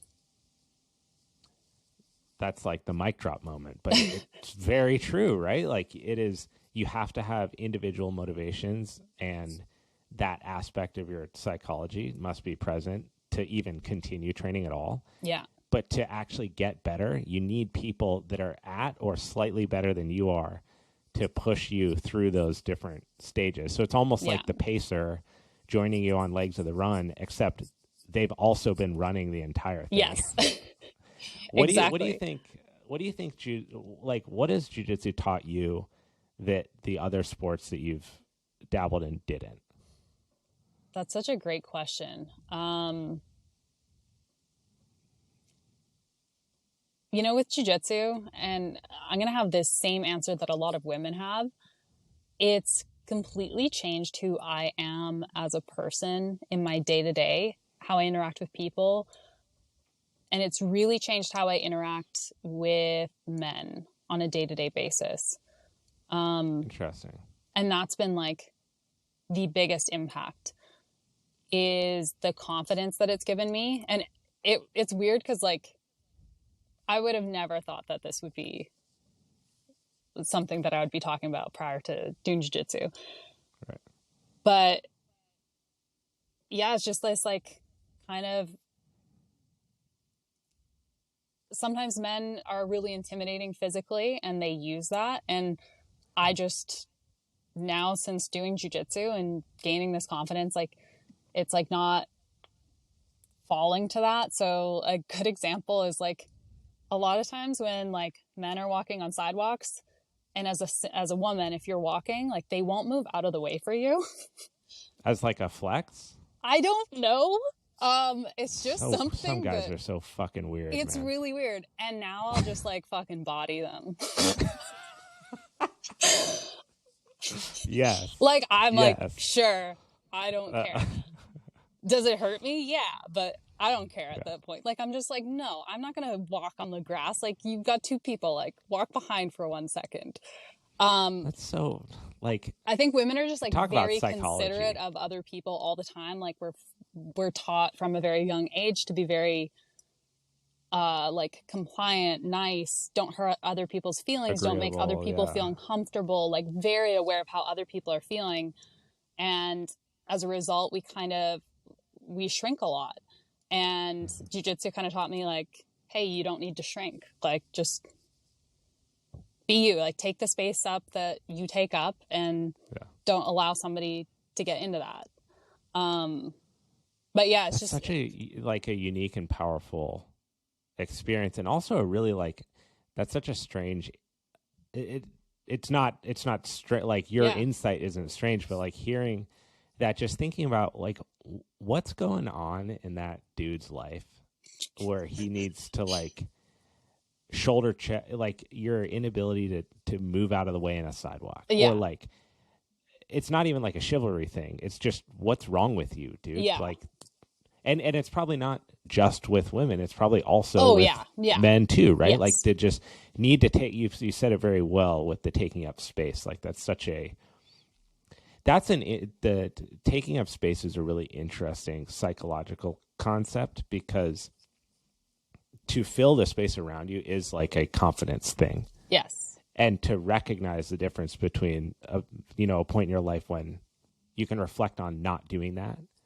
and now feeling like you are doing that. It's almost like an arbitrary concept because it's spatial, but it's really cool to hear that's like a benefit of jiu-jitsu, an unknowing benefit of jiu-jitsu that you didn't anticipate that you would glean from it. Yeah. And when you think about it, like I want you to think about jiu-jitsu chicks that have trained for a long, long time. Like those women are intimidating, man. They'll fuck you up. They're so bold. Like you'll be talking to them and they just don't care. Like they're not going to laugh at your jokes if they don't find it funny. Like they're so bold. I'm talking about the women that have trained since they were like 12. Yeah. They don't care about anything. Do you know who Liz Carmouche is? Yes. So when I first moved down to North County in San Diego, I was checking out which gyms I wanted to go to. And this was when the 10th Planet Oceanside was before they had moved, but it was like, I mean, that means nothing to you, but at the time it was like 30 minutes from my house. It was too far. It ended up being too far. But I went and I did a trial class there. And when I walked in, Liz was at the counter. She would have no idea about this, but I walked up and I introduced myself, and I was very chill. I'm like just here for like a trial class. Yeah. And her presence, like at the time that happened, I actually didn't know who she was. But I left that day and I was like, who the fuck was that? Like they just, you know what I mean? Like just the way that she stood there, aside from like the cauliflower ear and everything, but just like the way that she was about herself was just so on her 2 feet sturdy. And I walked away and I was like, damn, who is that? And then I looked up, I was like, oh, that makes total sense. Like, she's just a badass. But I think in the same way that it has given you that experience, it's been really special to see that happen to just anyone in jiu-jitsu too. They come in, you can just tell. It's kind of like you said, you can tell like the ego dudes that walk in that are like there to prove something and they get the floor mopped with themselves, and then they're like, what the hell? There's also people that come in that are like truly afraid, or they do lack that confidence, or they're unsure, and you don't know what's going on in school or in their personal life or anything like that. And you physically watch a transformation happen. And it's like, it is the most powerful, cool thing to see someone come out on the other side of that. Like, hell yeah, dude. Yeah. Like, maybe they're not a superhero. They're going to start fighting crime every night, but like, they are a new person. Yeah. That just didn't exist before for however many years they were alive. They just didn't exist. You reminded me of this story. So we have guy that trained with us until he like moved away, but he was a NFL linebacker for the Vikings, and he started jiu-jitsu like literally the month after he retired from the NFL. Wow. This man's like, he was a starter. Like he was very big. A freak athlete. Yes. Freak athlete. And one of our guys, this like 40-year-old father of 3, double-legged this NFL player and took him down. Like, wow. I want that was life-changing for both of them. Like this ex-NFL player is like a nearly middle-aged man just took me down. That's wild, first of all. And then this middle-aged man is like, was the skill level was his like kind of first time, but this other the middle-aged dad, whatever, had obviously been like, he knew a thing or two as well. Yeah. Like, I think he was a purple belt, and then the other guy was like still early on in his training. Like, it wasn't his first day, but actually another funny story, not to segue too much, but on his first day, my husband, who like also played football and played it into college and stuff, so he's big. In America or Canada? America. Canada's, yeah. We're just throwing Canadian, snowballs really at each other. Yeah. And like my husband wrestled, and at the time I think he was a brown belt or in the end of his purple belt days. And yeah, he said they're rolling, and he's like, oh my God, I have to make this like 6'7" man believe jiu-jitsu is real. This is going to be wild. And I think like he ends up wrestling him to the ground, and he's on top of the ex-NFL player, and he's in north-south. And the guy literally like grabs his gi pants, stands up with a 230-pound man on him. Like, he basically did a Romanian like deadlift or a Romanian get up, whatever it is. Yeah. Turkish get up. I'm like, I don't know. It's one of the Baltic countries. But just gets up. Just because he was like, absolutely not. Well, he was just like, should I stand up here? Like, it seems like I shouldn't stay here, so I just stand up with the person, right? Like, this is what I do. That's funny. Craig Jones always says jiu-jitsu doesn't work when you stand up. It's like, it's true. It's funny on that point.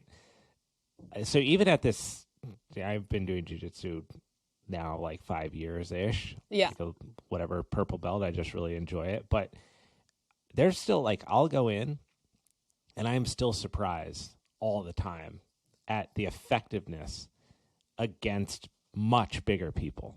Yeah. And conversely, I'm surprised by the effectiveness of how much smaller people than me can just destroy me. So like, we'll get, you can have a brand new, really big ex-athlete or something, white belt with no skill. And you come in, and this happens like periodically throughout your time doing jiu-jitsu. You just witness it in real life. You see it happen where this really big, strong person is just out in the ocean by themselves with no idea what to do. Yeah. And then I'll go in and like, I train all the time. I spend as much time as I can at the academy, and I'll go in, and we have many black belts and brown belts that I outweigh, and I'm probably quicker than, and they just throttle me. Yeah. And I still, like, it's almost like I still don't believe it. It just, every time I see it happen, I'm still like, geez, it really does work. Like, it kind of floors me. Yeah. It is absolutely crazy. Like, such a cool sport where you can see that happen. Of course, like, strength and size does play a role. Like, when you're beating somebody that's that much bigger than you, your skill levels obviously has to be much greater than theirs, but it's still wild to see happen. Yeah. When did you start to introduce, I'll talk a little bit about like social media and content and that crazy that world ethos. Yeah. The world that exists there. When did you start to introduce like jiu-jitsu related content? Because you found a very interesting vein of like, you have a good sense of humor as a base, which I think is important for like, when things are funny, people like to share them. Yeah. And so you're like, your willingness to be funny and comedic is, I mean, it's like in your bio, right? Like you're just, it's more my willingness to nature. Be not funny. Right. And mixed with like very legitimate athletic endeavors and accolades and all this stuff. So like, when did you sprinkle jiu-jitsu in there and was like, oh, this kind of like, this is hitting the mark and people are finding this interesting? Yeah. So, I never like wanted to do social media. It happened by accident. A friend of mine does it as her job, and I had hung out with her for a while, and a bunch of her followers just trickled over from her tagging me. And I was in grad school at the time, and I started to get sponsorship deals for cool stuff in triathlon, like wheels, and those are expensive. So I was like, like $800. Let's do this. Yeah. This is great. Yes. So then I dove into the triathlon world, and then I actually got really interested in doing social media, and I started to find it to be really fun. And I've really enjoyed it since it's kind of switched over to videos because I have this opportunity to make really funny content. But I had all these followers that were triathletes, and then I picked up this new sport, and I didn't know what to do with it. Like, I was like, do I post about this? Like, how do I put this in here? And so I would sprinkle it in here and there. And I was only training 2 days a week at first. So it was like a part of my life, but it wasn't huge. And then it started to snowball, and I started to post it more. But what was happening was like, I started losing followers because of it. And I was like, okay, fair. Yeah. Like, you didn't come here to follow me for jiu-jitsu. You came here for triathlon. So I kind of scaled it back for a while, but through COVID and not being able to race, like do triathlon as much, I started training jiu-jitsu a lot more. And sorry, did you lose video for a second there? No, okay. Yeah, you're good. Yeah, I started to train jiu-jitsu a lot more. And so I obviously then needed to, like, I was like, this is weird that I'm just keeping a part of my life separate from this. And I just started integrating it in more. And I was like, I'm not going to try and like cater my online platform to something that like is just not who I am. And I just kind of accepted that maybe like what happens. Either I lose followers or I gain the people that want to be there for that style of content and what I'm posting about. And it's gone super well. Like I've been really pleasantly surprised by the amount of triathletes that have messaged me being like, hey, I'm going to try jiu-jitsu because you like just seen you post about it. Totally. Or like people in jiu-jitsu wanting to start triathlon. It's been very, very cool. That's a cool part about it, is that like, there's other people like you, like there's other people that have, and I think jiu-jitsu does answer this question for a lot of people. Like we talked about earlier, it's, I'm looking for an avenue or an outlet to express myself, and I don't want to do CrossFit, or like, I don't want to do this. Like, and it doesn't have to just because of the extremes, but it's like, where's a place where I can take this athletic prowess and like try something out? And then for the intangibles that you talked about, just with like confidence and self-worth and like all these things, that's huge. And the reality is that like triathlon's probably not going to give that to people the way that jiu-jitsu can give that to people. It might be enriching to accomplish a goal and say, I am not a triathlete, and then I set out and I did this, and that's awesome because goal accomplishment and self-efficacy are really important for confidence. But the difference between that and the physicality of jiu-jitsu and how it can help you, and then them seeing that, this is one of the reasons that I think I have a very strange relationship with social media, but I think that one of the great things is someone else who has no reason to walk into an academy is going to see Dani doing this and your experience as an athlete and go, maybe I can do that. Yeah, why not? And what if that experience, them going and doing it, is like a life-changing moment for them? Yeah. How cool is that? Yeah, I don't get to see a lot of that.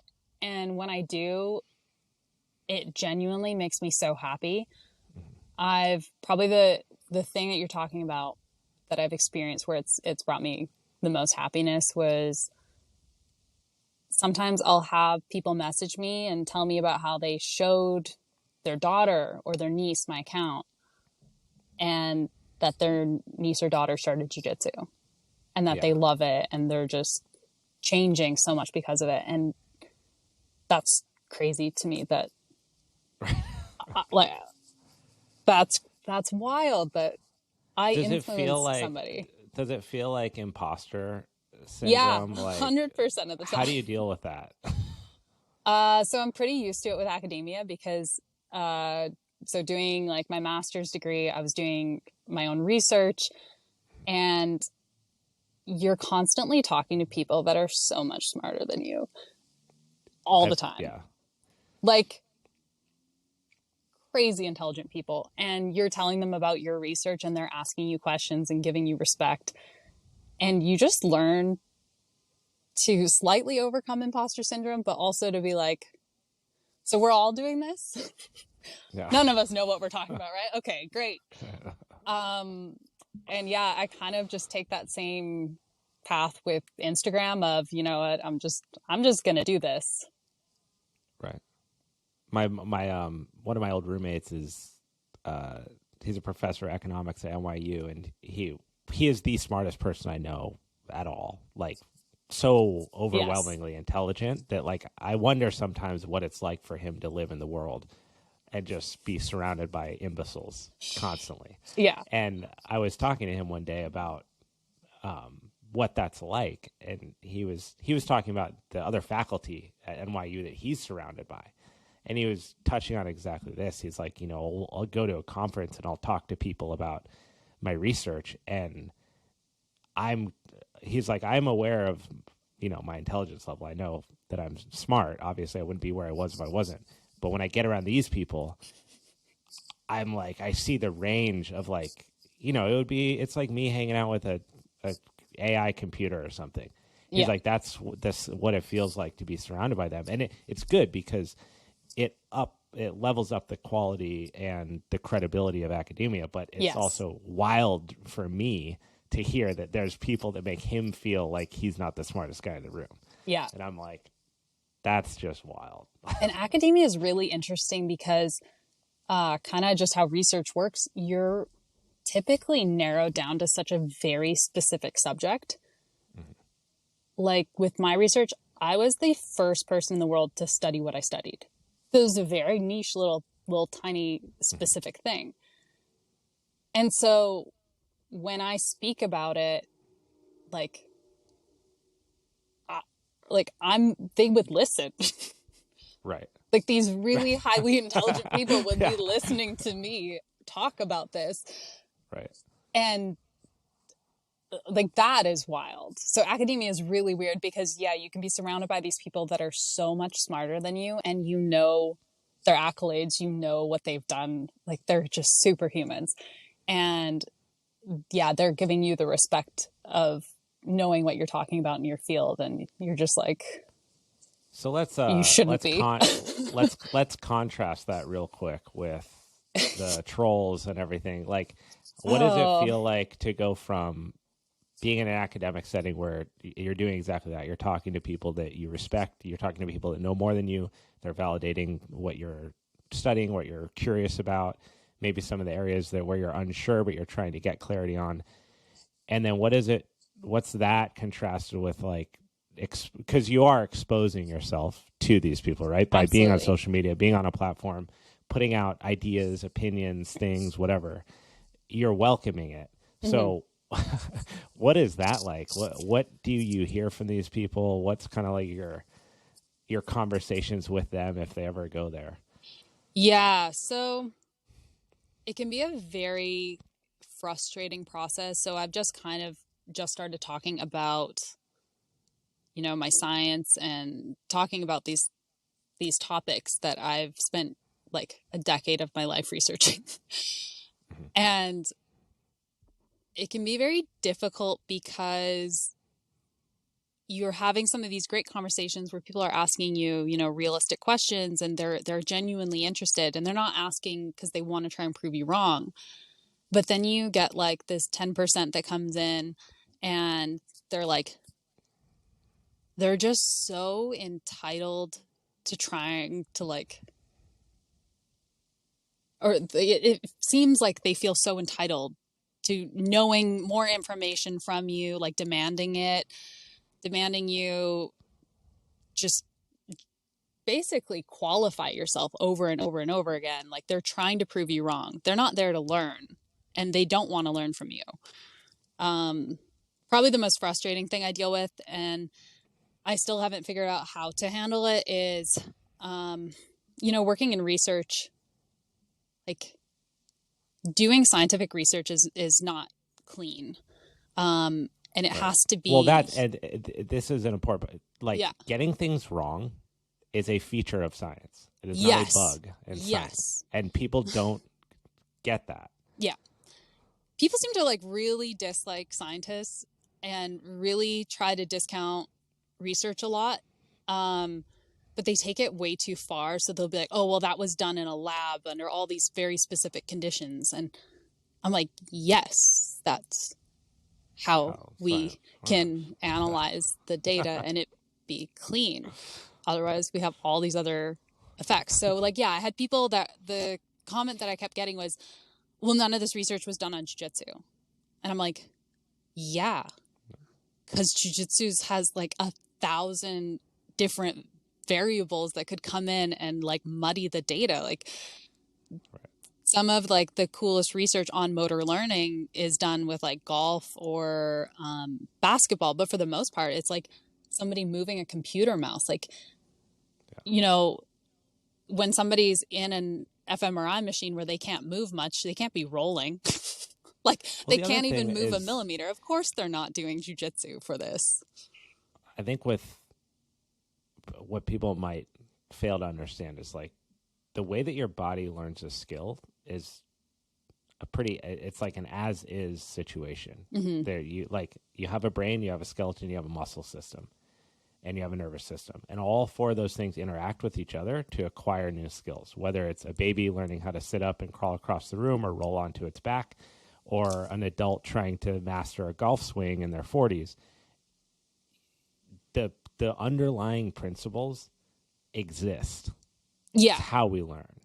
And so you can argue about the expression of where that happens and when. And sure, you can't take two jiu-jitsu practitioners and put them in a lab in a vacuum and have them repeat the same role over and over again. But that doesn't discount the fact that if you are in an academy setting and you're acquiring new moves, new skills, new muscle patterns, those are happening in certain ways. Yeah.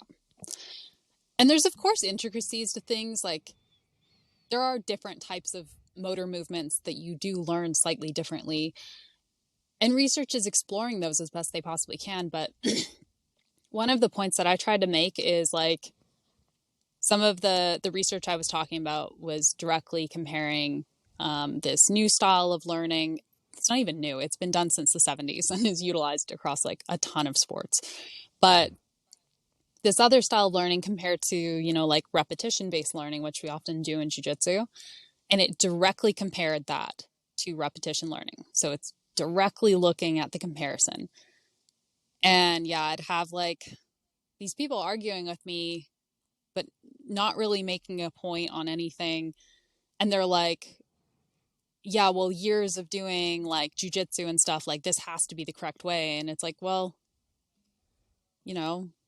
50 years of science is saying no, directly comparing what you're talking about. And yes, it is absolutely possible that jujitsu or martial arts could be the one exception to this rule, or to be like one of a few exceptions to this rule. That is absolutely possible. Like, we haven't studied it.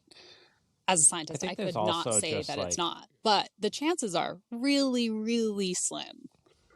Like with anything that is like a sport or an art form, yeah, as it gains popularity, it gains more scrutiny. Yes. And the reality is, like, jiu-jitsu is super old, but it hasn't been super, super popular for as old as it is. So when you get and this is unfortunate, it's a little bit of a departure from like this whole conversation, but as things get bigger and they garner more more money and more revenue, yeah, then they get more eyes on it. When they get more eyes on it, then there's an opportunity for athletes to get paid more doing it. And when that happens, then you start to study the intricacies more closely. Yeah, absolutely. And if you look at how baseball players trained in the 40s and how baseball players train now, yeah, it is that way because they study the way that people learn. They study the way that people generate power. They study the mechanics, and they're using way different mechanisms to improve athleticism than they were in like the 80s. And it's money. I mean, and it's money. And so maybe it's like unfun to admit that there's some places where like learning styles may go against the grain of the way that things have been done for 150 years. But that's not to say that that means it's wrong. Yes. And it's also not to say that you can't have situations, for example, where you have entire world-class gold medal teams that only do repetition-based learning. Yes. And I think that's where people get hung up, is they go, you're saying this to demonize, like, for example, all schools that use this learning modality, which isn't the case. It's more just like, hey, here's some food for thought in some instances where somebody might be better off by implementing this or that. Yeah. And but that's the all it really trollosphere is. of people is like, I cannot believe some of the stuff. Like, I had this is a stupid example, but I had this one video on TikTok get a ton of exposure. Yeah. And I watched as this was the first time this had ever happened to me. I watched as like thousands of people interacted with each other in the thread and argued. None of these people know you. Yeah. Will never. And why, I don't know, like, why do we do that? It's so weird I've never had an interest to like jump into a thread of bullshit, and just spend they'll spend hours there just bickering with people they'll never ever meet in their life. It's so weird. My husband laughs at me because I'll be sitting there just scrolling away, and he's like, what are you doing? And I'm like, I'm reading comment threads, and I like love them. I'll go to a post that's controversial, like none of mine. I'll go to a post that's controversial, and I love it. It's like just watch them. People get so heated. They get wild. I'm like, these people need jiu-jitsu. Yes. They need to take a breath. Yeah. It's jumping back to the like posting about science and stuff like that. The thing that blows my mind though is like the people criticizing it are telling me like it's fake. It's not like, that's the thing I'll get to is people are like, it's fake. This is a lie. Like you're twisting the data. And I'm like, why would I do that? Like, why am I trying to like make everyone else in jiu-jitsu train improperly so that only my gym trains properly? Like, that is wild. Like, no, I'm just trying to put out some good information that I thought was beneficial and exciting. And, I've spent 10 years studying, so I have the ability to read and really comprehend it and translate it into a way that's easy for people to understand. Like, I'm just trying to do something good here. But yeah, I'm like, what do you think my intentions are? I think that there will always be contrarians. It doesn't matter, right? Like, you could be I don't know, you could be Andrew Huberman citing 90 peer-reviewed studies that just came out that have been scrutinized by like the staff at Stanford, and Yeah. you can be implying certain things from them, and you're going to have a group of people that are like, think the earth is flat and that birds aren't real. And like, Yeah. okay, Yeah. how do you talk to that person? You don't, Yeah. because at the end of the day, they live on some crazy universe that is just full of BS, and like they spend their free time on the internet trolling people they don't, they don't know. Yeah. I don't know. Like they really do need more time on the mats. Well, Dani, I want to say thank you so much for taking the time to do this. We have navigated for the people that are listening to this part of it, we have navigated insane technical difficulties, and I have mastered the audio for this so that everyone could have a good listening experience. And I really appreciate you taking the time to do this. It was super fun. It was awesome to dive into like the mindset of someone who's competed at your level in a bunch of different things, and we'll have to do this again in the future. Yeah, that would be really fun. Thank you so much for having me on. And I love getting to talk about science at any point I can, especially in relation to jiu-jitsu. Not many people want to hear me babble about that. So thank you for when you get the this. black belt tied around your waist in the future too, I feel like that'll cement. Then you can really lean on that science leg and be like, look at me now, 10 years from now, you guys watch out. All right. Well, thank you. We'll chat again. Thank you so much.